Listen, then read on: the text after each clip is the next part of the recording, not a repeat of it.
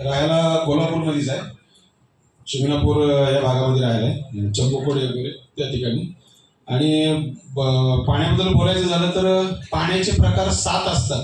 या प्रोजेक्टला आल्यावरती कळलं. त्यामुळे जोरदार टाळ्या पाण्यासाठी होते.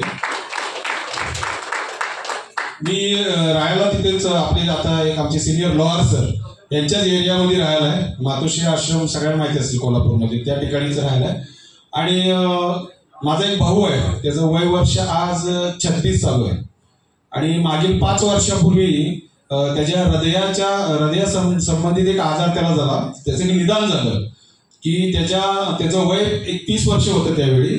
आणि त्याच्या हृदयांची धमनींची साईज ही 18 ते 22 वर्षाची आहे, असं इथं कोल्हापूरमधील ॲपल सरस्वती हॉस्पिटलमध्ये निदान झालं होतं. आणि ज्यावेळी निदान झालं म्हणजे त्याच्या आज 6-7 महिन्यापूर्वी त्याला सतत तो आजारी पडत होता.